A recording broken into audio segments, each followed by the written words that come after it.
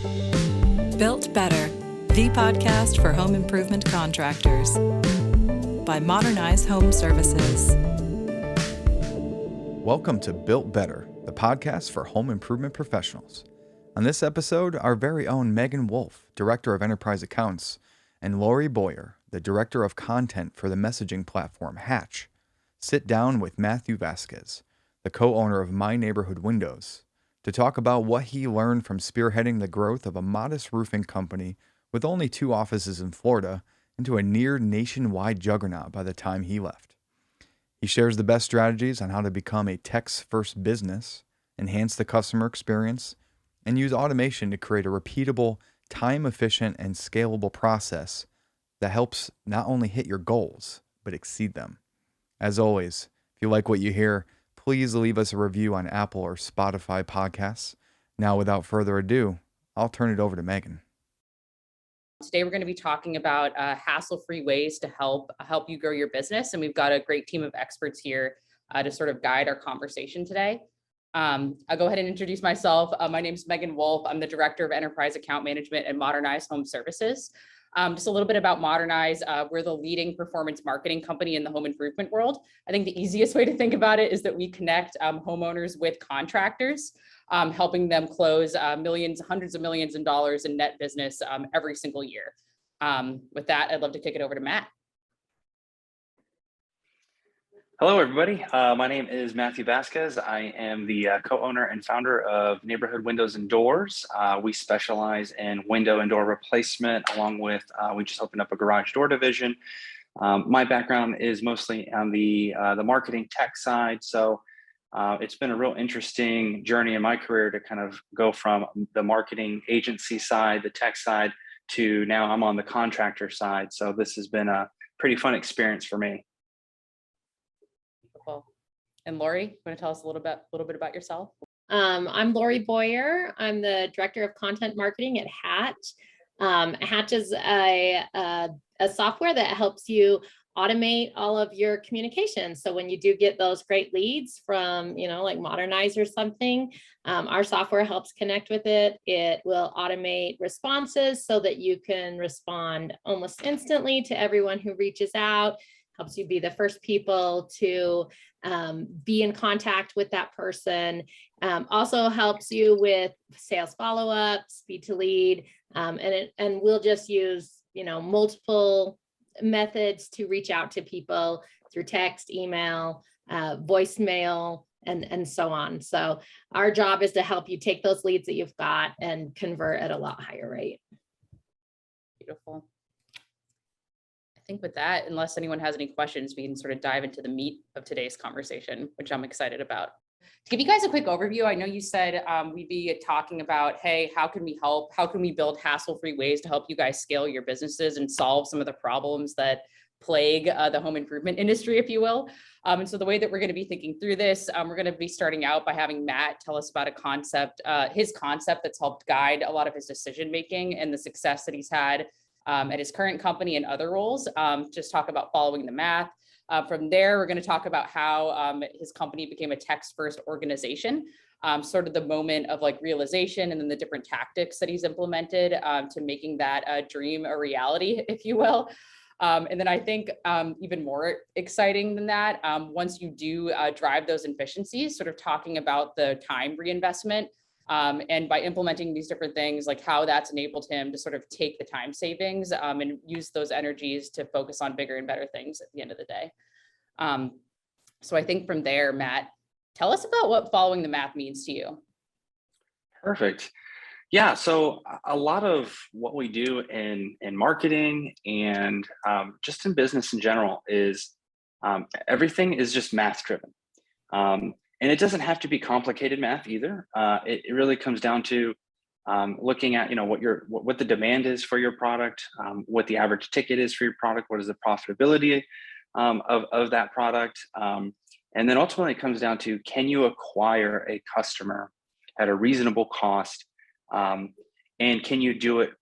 Can you repeat that process, and can you build a system that can scale that process?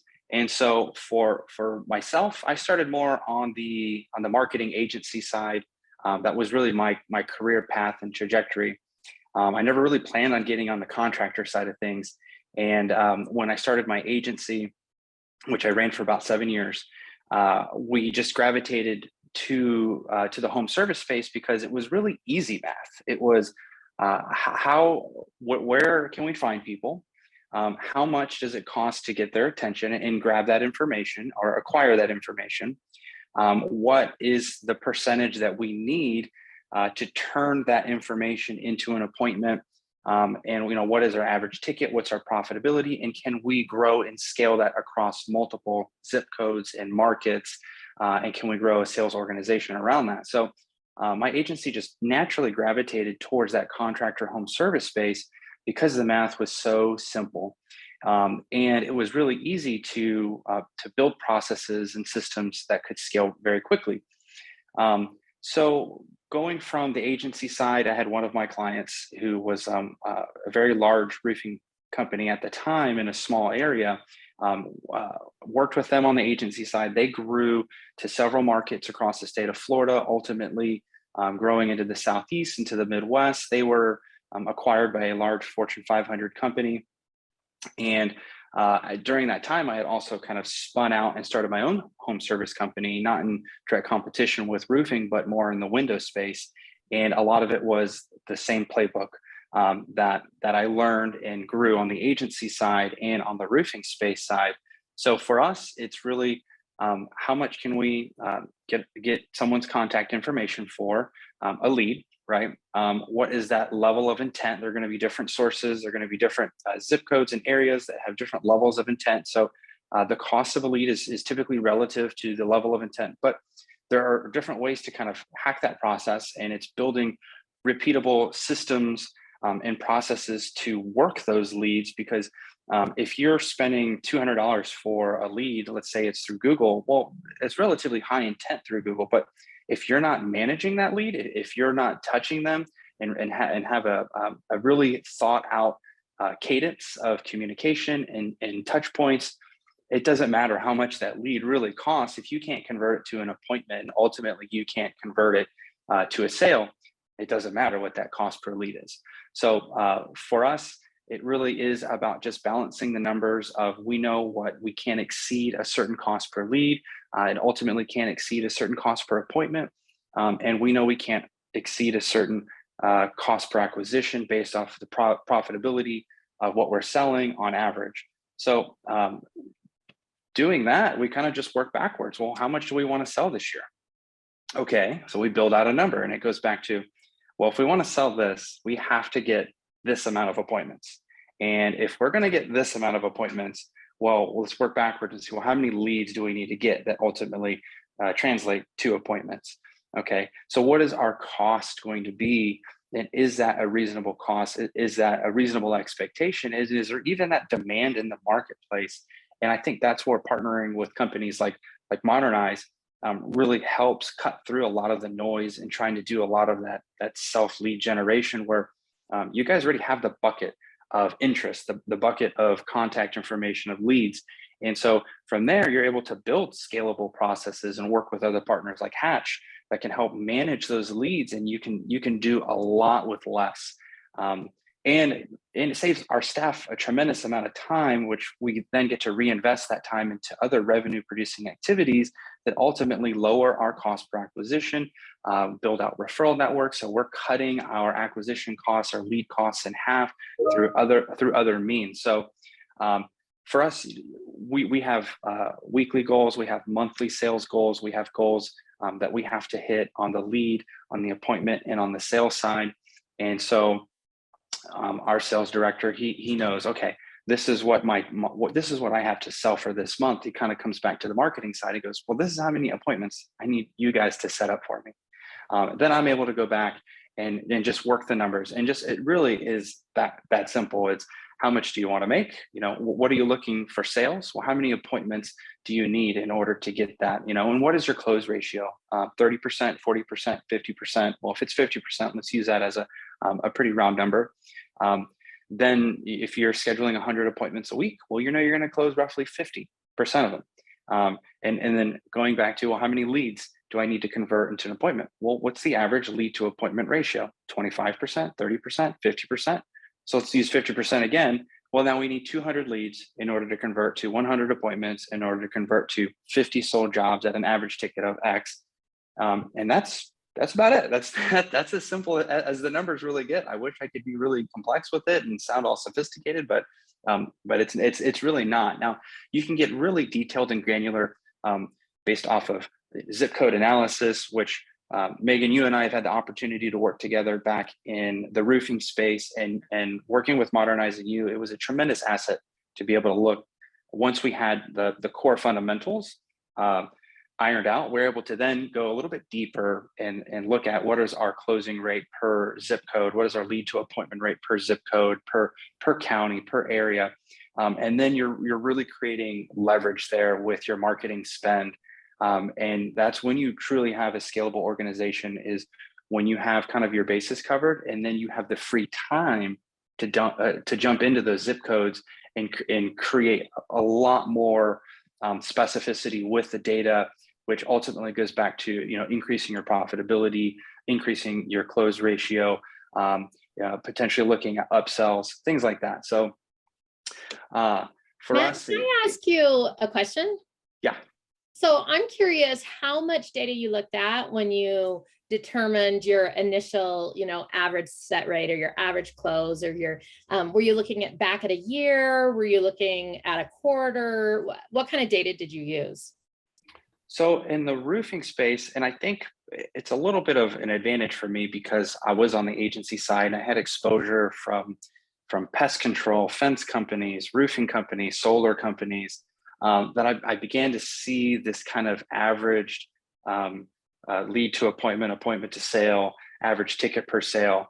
And so, there's seasonality too for each industry. So it really depends on the vertical type, but really it is somewhat of trial and error unless you're able to find the right partners who are able to give you some general baselines. And again, that's another positive of working with Modernize, and the reason why I worked with them in the roofing space, and that's been able to translate pretty nicely over into the window space as well, because having a partner who is, and I like to work with people that are way smarter than me, because that's, you know, what they get paid to do, but they also get paid to help you navigate these different areas that you may not understand, or could take you a long time to get that information. But you know, working with Megan, they're able to help us kind of assess, you know, what is a generalized set rate, and then we're able to build expectations off that, and then create different milestones and benchmarks to say, well, how do we outperform that? What does it take for us to outperform the general metrics? I could say, well, a lot of it has to do with, and I'd say 90% of how to outperform what you would see as general metrics is lead handling. How you handle your leads is really how you're going to outperform the general metrics for lead to appointment that you would get from, you know, a partner like Modernize, who's going to tell you, okay, this is what we see in the marketplace. Well, if you want to increase the opportunity, lead handling is where you should invest quite a bit of your time. Matt, can you tell us a little bit about, like, what was one of your first aha moments or realizations that you had about what, like, either if it was at Total Home or at your current company, like, what was one of the first things where you had an aha moment which was, hey, we've got to do this to, like, move the needle, or we've got to do that to, like, get our results looking a little bit better? Yeah. Hear about some of those aha moments. Yeah, so I would say my first aha moment was about 5-6 years ago, when I had just made the transition from the agency side. I sold my agency. The former CEO of Total Home at the time brought me on to really hyper focus, to really be the only client for me. So I came into Total Home, and at the time they had one cell phone that was being passed around in an office of 3 admin. And they were each taking turns texting people, and they were each taking turns calling people. And it actually blew my mind how, number one, how efficient they were with doing it, but how inefficient the entire process was. And once I really started to dive into their schedule and what they were doing and the set rates, I immediately found out and gravitated towards, well, when you're texting people, you're getting a response in half the time. And not only that, you're getting, even though the responses may be shorter, you're getting more detailed responses too. And so we quickly shifted away from this one little tiny cell phone that was being passed around in the office to we needed a system to mass communicate with all of our contacts immediately. And speed to lead was such an important part of that, because you can't just have a lead come in, contact information come in and pass a phone around, or take your time 10, 15 minutes later and text that person and call that person. So speed to lead was super important. So right out of the gate, we began implementing systems and processes that allowed us to auto text, that allowed us to put that person into a very high cadence marketing funnel that would really push them to either self-schedule appointment or get the information that they needed to pick up the phone, or what I started to realize kind of later in the game is giving that person the opportunity to just schedule their appointment with really basic responses via text too. So it really is just meeting the homeowner where they're at. And that was something I learned really quickly on when I first made that transition over to Total Home, is that people were on their cell phones. And most of the time, you're getting higher responses during the working hours than you were outside of working hours, because people are on their phone more often during business and like on their personal devices, whether that be in a meeting, they're checking stuff, going to the restroom, taking a break, lunch. And then after hours, while you're still getting a pretty good high response rate, I found that I was getting a better response rate during business hours. So that was a really big aha moment for me. Beautiful. And I think, yeah, and I know we're kind of getting into the topic about going text first and what that means to you guys. I do want to say, like, I've seen so many stories like that, Matt, play out over the years, right? Like your story about the one cell phone being passed around, or I can even think about it when I first started at Modernize about 4 years ago. I worked with some companies that were receiving their leads via fax and then printing out, printing out like a big old stack of the lead information on pieces of paper and sort of handing them out to the call center, right? And so I think that stands to say that like the industry in itself, I think, is like up leveled a lot in terms of its aptitude or like excitement about like technology. And then on top of that, like, I think something that, here at Modernize, we've been advocating for, and Hatch, certainly you guys are an advocate for this as well. But I'd even say, like, in my 4 years in the company so far, like at the beginning of that, like texting a lead was like almost never heard of, right? A lot of companies I were working with were, hopefully calling right away within the first minute, within the first hour, hopefully, calling enough times to like be able to reach that person and make that connection. But I think we've all here like seen a big shift in having like an SMS first strategy, or like SMS and text messaging becoming a more meaningful part of the way we connect with people at the end of the day, right? Like, I don't know about you guys, but like my doctor, sends me a text to confirm my appointment, or like my hairdresser, right? And so Right. I don't know, maybe Lori, this is where you could jump in. I'd just be curious to hear, Sure. everyone's thoughts on like how text message can continue to be at the forefront of like marketing in the home improvement world. Yeah, I think that, okay, so first, everyone, please feel free to jump in the chat and tell us, are you texting? Are you still mainly calling?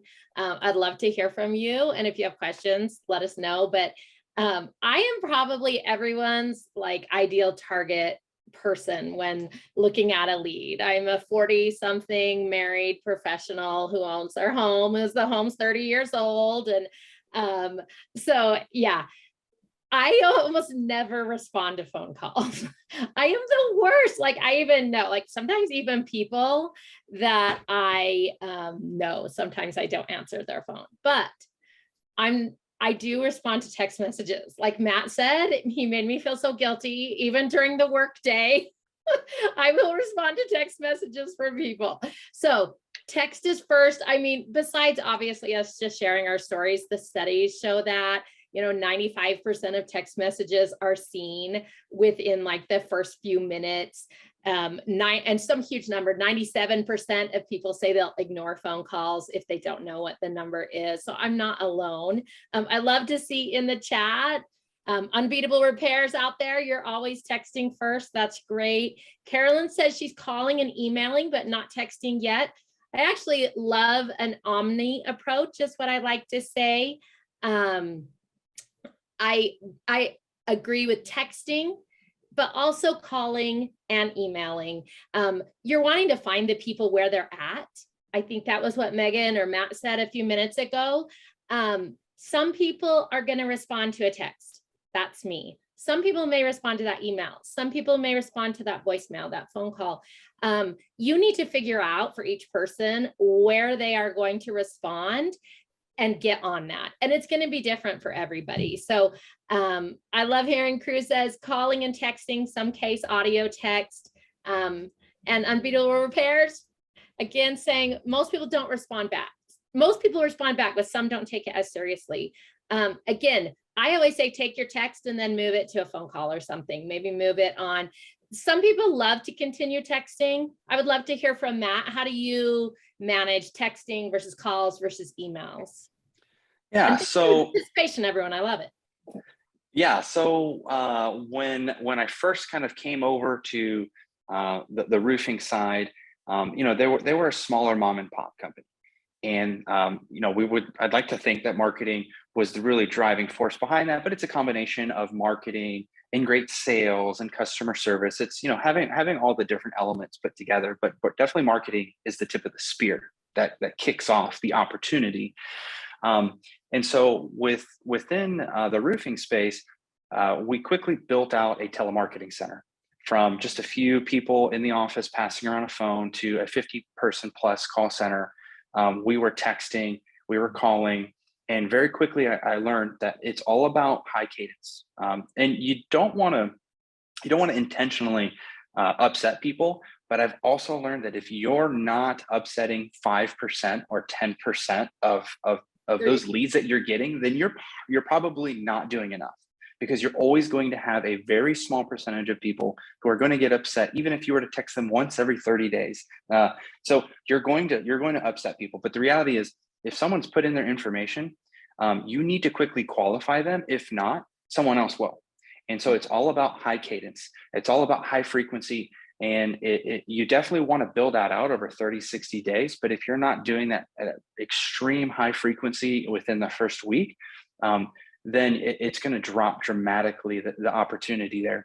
So for us, what we quickly learned is we're usually texting. Speed to lead, super important. We're texting right away. We're texting the moment that submission is given. We're also auto calling. We have a telemarketing center now, even on the Windows side.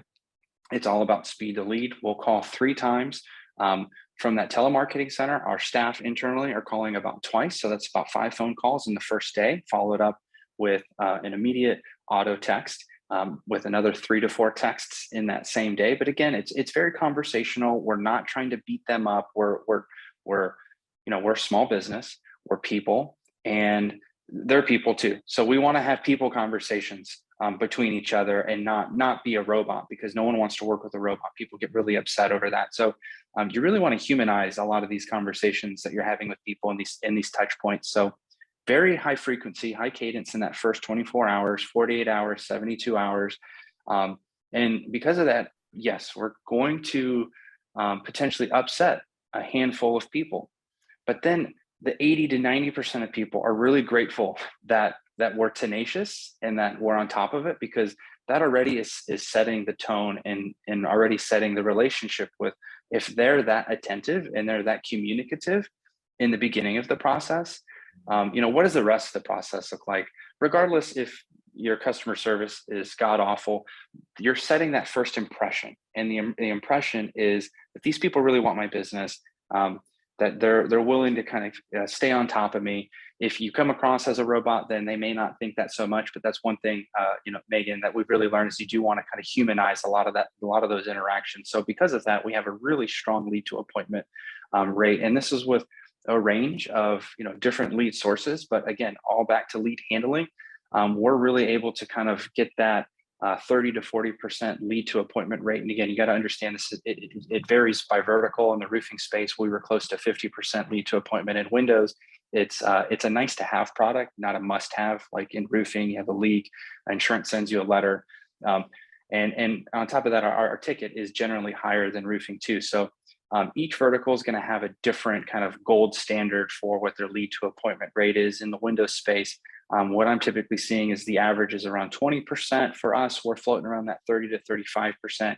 And a lot of that, I would attribute that to, is the high frequency cadence, humanizing those conversations, and the lead handling process.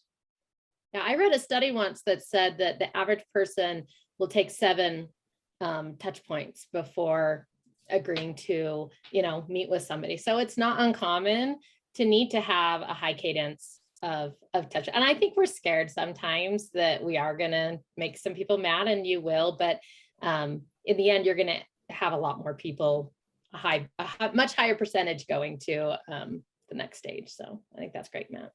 Yeah. And one last thing about the texting side of things. With texting, I saw someone say that they do get a response back, but they don't really take it seriously. I would say in general, that could be, that is probably true if you text them once or twice. But the reality is, if you consistently text them high frequency over the course of a week, they will begin to take that a little bit serious. Give them value proposition, give them information, don't overload them, don't send them a text so long that it's like a breakup text. Just give them bite-sized chunks of information with links and a little picture. And that's the benefit using Hatch, is you guys have a lot of those capabilities in there. And plus, since you're able to automate that speed to lead process, you can really have a human conversation that is pretty automated with a lot of these people. Amazing what technology can do. And I think what Megan said earlier is so true, that in the industry, it hasn't been that long since we've started texting. And so I think even as consumers, people are still like, is this real? Is this legit? For a while, it's going to come around more and more as we continue to text, that they'll just get used to it, and they will take it more seriously. So you guys have talked a little bit about both automation and the human element / personalization. I'd honestly be curious to hear about either of you on this topic, right? Like, I think there's an element of like using technology like auto dialers or automating the messages to sort of reach as much people as you can, and also get that frequency and consistency that you need to maximize conversion rates. Maybe Lori, you can start. How do we balance automation with making it personal? I think it's crucial, and it's a skill that everybody needs to learn as technologies just become so much a part of our life. When you're setting up text messages specifically, but also emails, also if you're sending an automated voicemail, things like that, your script needs to be personal. It shouldn't be stiff. So it shouldn't be, hello, person, I would like, it can be real. We're still just having, hey guys, love to chat. Thanks for reaching out. Anything that, like how you text your friends. Now, obviously you're not going to text like unprofessionally, but you can use emojis. You can do all those things that are still that personal connection. And that makes you a real person. You can set those up with technology today. You can set those up in automated workflows so that you are responding in a way that still sounds human. And at some point, the human should take over, and having those real face-to-face conversations, that is still really important, especially as we are overloaded with tech. But I would say any of your automated workflows that you're setting up, make sure that they do sound like you. What is the voice that your company wants to put out? What are you projecting? And I always recommend, I've been in marketing for 15 years. Be real. That's what people want. They don't want you to be some sort of stiff corporation. They want you to be a real person, and they'll respond so much better to that. Matt, I'd love to hear from you as well. Yeah, I completely agree with that. People want to work with other people. They want to work with someone knowledgeable in the space. They want you to be a human, but they also want to know and have that level of comfortability and reassurance that, okay, this company actually knows what they're talking about. And you can give that to them in bite-sized chunks in the speed to lead side of things. You can give that to them in the sales follow-up process, which is something we heavily utilize with Hatch, the ability to integrate with our CRM system so that there is a direct communication between our CRM and Hatch. And when someone is moved from one area to another, let's say appointment schedule to pending estimate, and we can kick off a different series of conversations. And that goes back to where is someone in the journey? If they're just starting off, you need to have introductory conversations with them. Don't immediately jump into sales follow-up mode because you haven't gotten there yet. If it's in the first day, don't get too aggressive with them saying, do we want to take you off our list? Do we want to close this file out? Think about who your end user is. And for us in windows and doors, because it's a nice to have product, it's an expensive product. We're usually dealing with educated, affluent people who want to take their time and they want to be educated on this investment that they're putting in their house. So we need to speak to them like that, but also be a human. And then when that conversation evolves, they have the appointment. Well, now we need to have a different kind of conversation with them. And that conversation needs to evolve with where they are in the sales process. So it's all about, meeting them where they are, really understanding your audience. The best way to understand your audience is just talk to your customers, talk to your sales team, talk to them and really get a good feel of who your customers are, how they like to communicate. And even for us in more of that, I'd say our average customer is about 50. We're still text first. You would think that text first, maybe that's, for younger people in their 30s, not at all. People in their 50s and their 60s, they're still texting like crazy. And the importance of that is because if you text them a few times throughout the day, well, they've got other people texting. You're not the only person texting them. And that's important that you text again the next day and the next day and the next day, because you need to keep bringing that conversation back up to the top. And we've seen that where after 3 or 4 days, someone won't respond at all. But on day 4, on day 5, they finally respond because they've got their friends. Can you imagine, 4 or 5 of their friends texting them, their spouse, their kids, all of a sudden your conversation, because I think you can only see like 7 or 8 text conversations at once, it gets pushed down. So that's the importance of the high cadence, because you can't be afraid to push that conversation back up, because after all, they are the ones who reached out to get your product or service. So it's important that you remind them of that. This is what you asked for. You wanted this product. I'm here to give you the information to help you make the most informed decision possible, because this isn't a cheap investment. This is expensive, but I'm here to help guide you through this process. What can I help you do? Let's set up a free consultation with one of our window reps. They'll walk you through all the information you need. It's a no hassle estimate. And then if we get a little bit further down the line and we go a little bit dark, we can start to get aggressive with, you don't even need to be home for us to measure your windows. Now, of course, we want that face-to-face interaction. We don't want to abandon that, but we start getting into the single-digit conversion rates. We want to squeeze every opportunity we can. Matt, you touched on a couple of points that I wanted to dig in on related to sort of the life cycle of the lead, or like the timeline of your marketing cadence, right?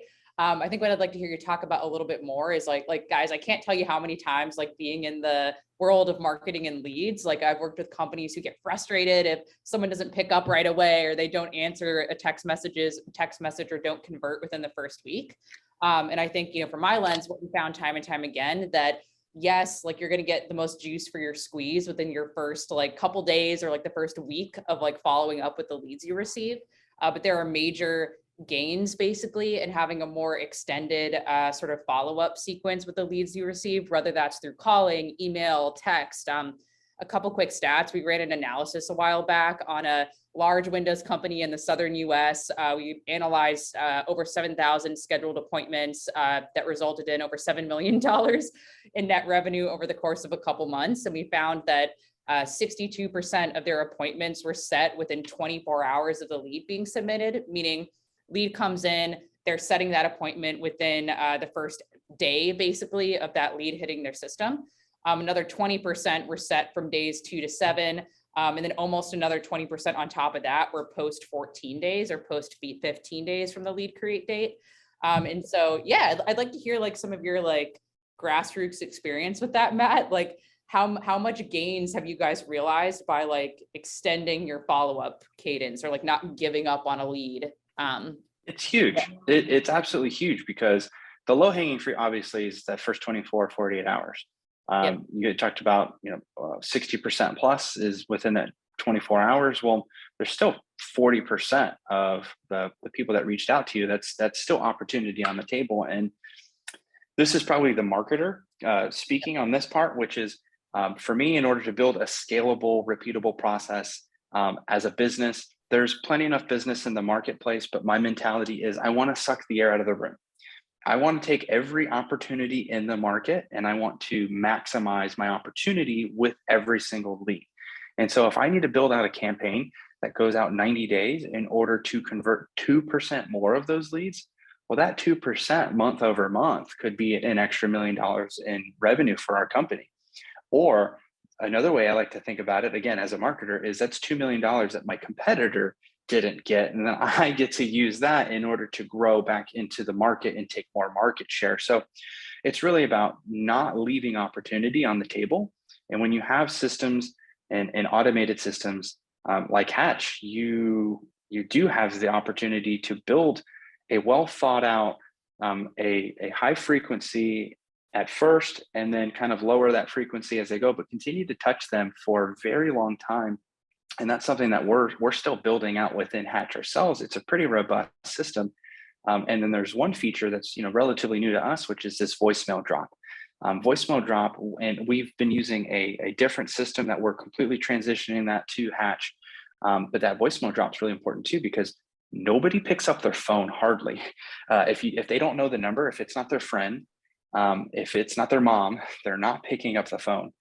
And we recognize that people will usually check the voicemail, or even worse, what they'll do is they'll see the missed call and then they'll read the first few sentences of the transcript to see who it is.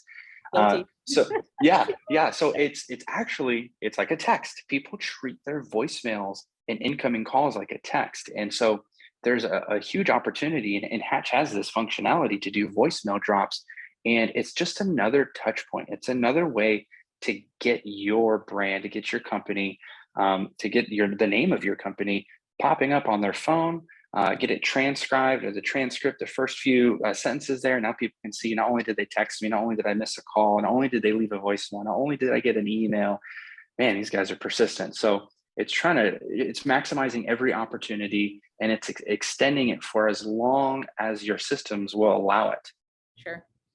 And I think we have a question from Carolyn. Lori, I'd love to hear your thoughts on this one. She's saying, do you guys have any waterproofing companies that are using text messaging? And then, I love this topic, asking about one leg versus two leg appointments, and how can we make sure that all the right people, husband, wife, the right people are at the table for the appointment. I don't know if you have any thoughts on this one. Yeah. Or you, Matt.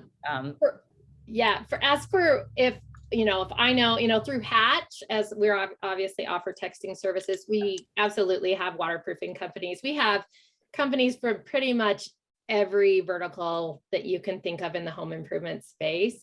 And that's because text really is still crucial for everyone, even as you're moving through those processes. So you're talking about asking, all the homeowners to be present, trying to get everybody there. Text is a great way to do that. It's a great way to continue the communication throughout the entire process. So even if they've, sold with you, you're going to want to confirm appointments. You're going to want to follow up with texting and just be like, hey, just checking in to make sure we're good for tomorrow. All of that, the response is still so much better by using text message. I think that obviously, as we've said, we need room for everything, but once you're getting going, there's no reason that you can't continue to use text. I also want to throw off from Matt talking before about following up cadence. That's an area where I see a lot of people dropping off and not continuing to text after 30 or 60 or 90 days even, or even if you've given a quote and they said no, following up with them later. You don't know what may be going on in their life right now. And in 60 days, they may absolutely be ready to connect again. Most companies, and this is an opportunity for you guys, most companies stop the communication pretty quickly right after. So I absolutely recommend that you continue to follow up for some time after you've had, contact with somebody. So Matt, what do you think about text messaging and getting everybody present? Any tips you have for everybody? Yeah. So I would say a question would be, when should I stop texting, calling, emailing? I think the answer is when they tell you to stop. When they tell you to stop. So we're in the process right now of extending out our campaigns. It's a little bit of trial and error, right? Because you just don't want to whip up something. As a marketer, I've got these ideas that I want to text, but I want to run this by my sales team. I want to run this by my administrative staff, because they're the ones who are ultimately going to have to ask the qualifying questions.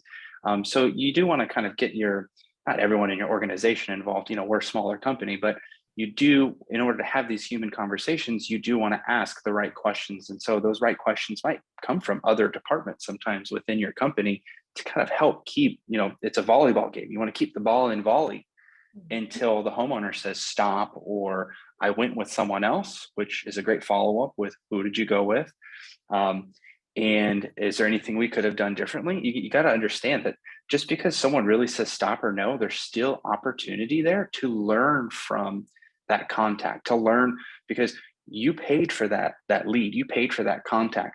So don't let it go to waste. If anything, let that contact be a learning opportunity. So a lead should turn into an appointment, or it should help you turn others into appointments. And so it's really every dollar spent needs to be squeezed to maximize productivity, efficiency, and creating a scalable process.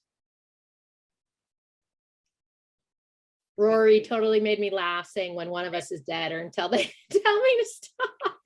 Exactly. So true. Again, we don't know what happened in their life, and maybe they got crazy and they had a grandkid and they kind of forgot about this project. And now a few months later, it's back in the top of their mind. And they're like, oh yeah, these guys are still texting me. You're setting the tone. Yeah, you're setting the tone because other companies may have forgotten, or what we're seeing because we're having so many supply chain issues.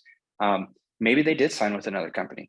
And that company says, well, we're not going to be able to get your windows for 6 months. Okay, that's pretty common sometimes, depending on, if it's high impact, if it's customized with color. But if that company, if the customer's calling back that company saying, hey, I'm calling on my order, and they say, actually, we don't have an ETA yet, or I'm not sure if we placed that order. Well, that customer's gonna be like, well, I think I'm going to cancel my order. And all of a sudden, here you've been texting and communicating and really setting that the expectations from the beginning that you're a very communicative company, that you want to constantly talk to them. They're like, I'm going to go back to this company. And I don't use that example as something I'm pulling out of thin air. Actually, we just had a conversation yesterday with our sales director that happened, where we had someone go with a very large corporate window company that they have a larger footprint than us. They have probably a budget that's 100 times larger than us. And the same thing just happened where this company went dark on them. Completely ghosted them in ETAs with communication, and the homeowner's like, I'm really not comfortable anymore. I'm actually going to go ahead and buy these windows from you guys, and that was about 12 months ago. And so that's an actual example, and one that I feel like happens probably even more often than we realize, because the homeowners aren't necessarily forthcoming about a bad choice that they made, because no one wants to communicate that they made a bad decision. Or think that they're making an inaccurate choice. So I think it happens quite often, more often than you probably think. I think I know we've spent some time talking about automation, Matt, but I'd be curious to hear you talk about sort of the cultural impact to your employees that automation has. I think I'm remembering back to like the roofing company days where it's like, hey, team, like a team that's super used to kind of like their way of doing things, and then putting technology in front of them. I think it can certainly cause like road bumps or like a little bit of like pain before the efficiencies are realized. And so I was curious to hear you speak in the setting to this group about how you've overcome some of those challenges, perhaps. Yeah, so this part is probably one of my new favorite parts over the past, I would say 3 to 4 years, just because I've been so into the trenches with the lead generation side. And one thing I learned over at the Total Home side, we got so large that I ended up taking over the customer service department as well, because what we really realized as an entire organization is that customer service, you're still selling. You're not done selling until they give you that final payment. And even then, you're still selling, because you want to cut your cost per acquisition in half. And if you can get a referral, well, the cost of that referral was $0 attributed back to the original source. So customer service is really one of the easiest and fastest way to lower your marketing costs, to really promote and build your brand. So one thing I saw is when we're able to free up our administrative team from having to do all of these otherwise manual tasks, constantly following up, they're able to reinvest that time back into thinking about the customer journey. the customer experience. How do we make this easier for them? And that's another thing that we're currently building on the back end with Hatch is we want to be able to automate when we're applying for a permit. Well, instead of us making these phone calls and oftentimes we're not getting to the homeowner, we could actually set up an SMS and email campaign to let them know, hey, we're applying for your permit. And even better, here's what you can expect. Setting expectations is probably one of the biggest things that you can do as a company, because you're reducing all the friction that happens later down the road. And if you're in home services, friction happens a lot. You're in construction, things never go right. And so if you can set the expectation, then in their mind, you're creating this perception that things are going right because this is how it's supposed to happen. In roofing, nails get everywhere. You can't help that. In a homeowner's mind, that's a problem. That's an issue. But if you're setting expectations that, well, geez, there's 10,000 nails in a roof and we're having to take all of them out and then put another 10,000 in. And so if you find 5 or 10, well, that's pretty common because we've just picked up, 20,000 of them altogether. So again, setting expectations, but setting expectations and building out the what to expect all goes back to you have to have time to do that. So with our team now, we have customer service lunches that we do once a month. I've really encouraged my team every week to set aside time, because if you don't have time, then you can't be creative. If you're always going, you can't really stop and think about, well, what are these homeowners experiencing? What is the most common friction points? What can we do to make that easier for them? Because then by the time we get to the job, we ask for the referral. It's a lot easier to get that referral. Someone has a great experience, it's a lot easier to get that review. It's a lot easier to get that testimony. So this all rolls back into marketing and automation, because if you can automate the expectations, if you can automate a lot of the customer service processes, if you can automate even the tail end of the jobs completed in the referral process, you're freeing up your staff to keep improving. And it's an iterative process. You never come up with a single idea and say, this is how we do it. It's always version 1.0, 1.1, 2.0. This is iterative. And the only way that you can be iterative as a company is you have to have time. The only way you can have time is you're going to have to automate a lot of these tasks, which means you need good partners, you need good tools and software. I totally agree. I feel like automation actually allows more of that human touch that we talked about earlier.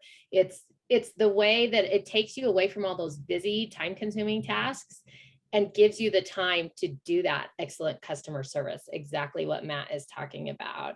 It opens up so many more chances for you to connect on a human level. So it's funny that technology can actually help lead us to more of a human connection, but it really does. It takes away just those mind-numbing, longer, boring dialing 50,000 times or something, and gives you the opportunity to instead connect with people. So I like that. Agreed. Matt, can you tell us a little bit about lead source specific campaigns? I feel like this is kind of a hot topic in the industry as well. It's kind of goes down that concept of like, hey, how can we meet the homeowner where we're at, or how can we market effectively and service a specific homeowner effectively, depending on where they're at in their search process, or like the type of person that they are. Maybe they fit like certain demographic categories, or maybe it's, where the lead came from. Can you talk about like how you've approached that, like any gains that you've seen from that way? Yeah. How much time do we have left? Because we'll probably be on here for about another couple hours going through that. Yeah, maybe a couple more minutes, and I want to give time for questions. Yeah. Good question. Okay. So each lead source is going to have its level of intent, and oftentimes it's represented by the cost of that lead, right? If you're doing your own self-branded lead generation, let's say through Google Local Service, you're going to pay a little bit higher of a premium, but that's probably because that person looked for you directly, and the intent level is going to be higher. So you do want to communicate with that person a little bit differently than someone who maybe filled out a form that's a little bit more generic, and it says, well, we're gonna get you a quote or connect you with someone. And so you need to speak to each person differently, or each source a little bit differently. And each level of intent. So if you're dealing with someone as a lower level of intent, which I love all lead sources, you give me the lowest of low intent and the highest of high intent, we're still going to put it in our machine, and the machine is going to spit out an appointment, and the sales machine is going to spit out a sale. So you have to have a machine handle all this stuff. You can't just say, I'm going to manually handle each one myself or my staff. You really do need to build a machine that can handle a lot of this stuff. So I'd say with Modernize, the intent level there compared to other sources is going to be different. And that's okay. Because again, it's a different opportunity. Now, you don't want different lead sources to cannibalize each other, because now you're just spending on top of spending on top of spending. But there is going to always be a little bit of overlap, and that's acceptable. But with a lead source like Modernize, that's going to have their level of intent. You need to speak to that level of intent. If someone is coming in and they're a little bit more top of funnel, well, how do you need to speak to them to pull them down the funnel? Or how long on average does it take someone in your vertical or your industry to go from top of funnel, middle of the funnel, bottom of the funnel? And you need to build out campaigns for that. I'll tell you, for us, we do have within our Hatch program, we do have separate campaigns for each lead source that comes in. And there are variations to some of these lead sources, the way we speak to them, because they need to be spoken to differently. I don't speak to my 9-year-old the same way that I speak to my 6-year-old, even though there is, a very small gap between them. I don't talk to them the same way. I try to sometimes give them the same lessons. And I try to, convey a lot of the same things, but I don't say it the same way. And you have to treat your lead sources the same way in order to maximize your opportunity, to maximize your dollar. And that may even translate to how you continue to follow up with them. Because if you have a lead source that's just, very inexpensive, very bottom of the barrel intent level, there's still a market for that, because you want to maximize that lead opportunity. And so maybe you need to have a high frequency up front, potentially a high frequency all the way through until they tell you to stop.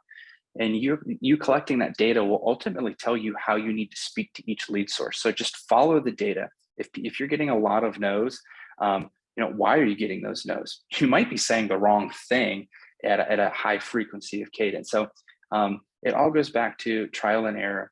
Everything we do in marketing and advertising is iterative.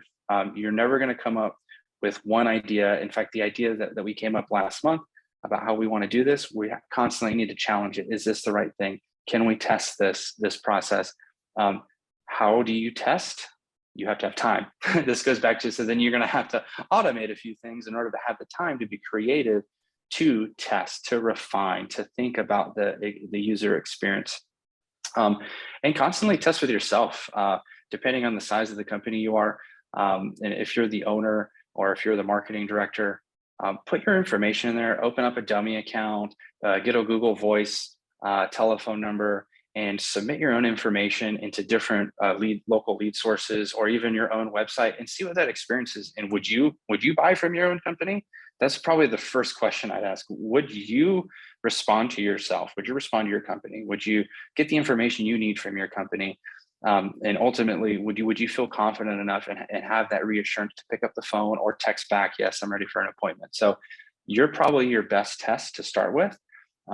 If not, moving on to a lot of lead aggregation. So I buy a lot of leads, and because of that, I'm able to get a lot of data in a very short amount of time that helps me make decisions based off that. Really easy.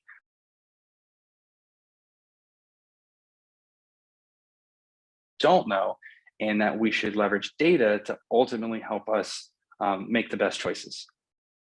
Love all this, Matt. Lori, Matt, thank you so much. I think in particular, Matt, the advice to secret shop yourself, and also secret shop companies that you admire in the industry. I cannot tell you how much you can learn from that experience. So completely, I think that advice is spot on.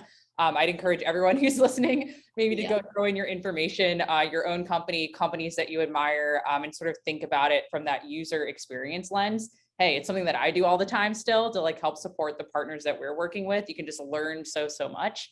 And I do want to open up the floor for some questions, but to your point, Matt, when you were talking about it, it seems like we're kind of coming full circle here. It feels like the start of this conversation was hey, work backwards, basically.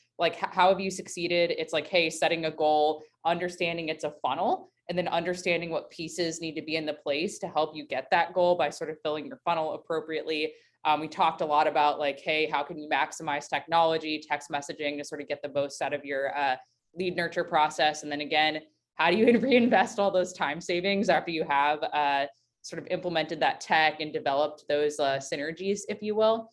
And so Lori, I don't know if you have any closing comments, or maybe we open it up to any final questions before we Yeah, absolutely. Everybody, if you have questions, throw them in the chat, but I just want to 100% agree. I had to agree as well. Megan and I were both all about Matt's comment about secret shopping yourself.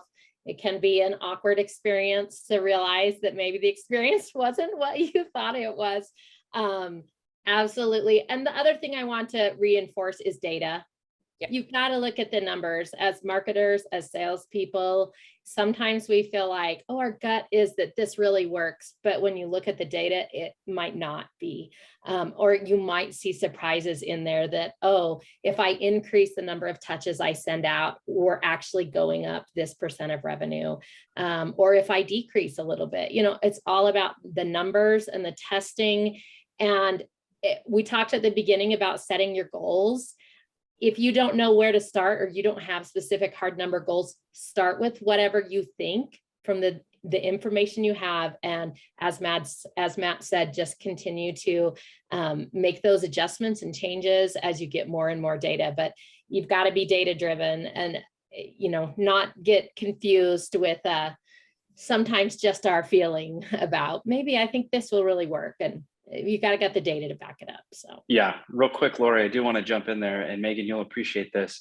We've built our last 3 years of sales projections based off of what our partners, a lot of our lead partners, and they're not the only means. We have referral opportunities. We have, our self-branded local maps, but we've based on the low end the next 3 years based off of what our lead gen partner has told us what's in the marketplace, because you can't base your numbers off of an idea or off of hopes, or I can't say I want to hit 10 million. Well, in order to hit 10 million, well, you're probably going to have to set about 2,500 appointments.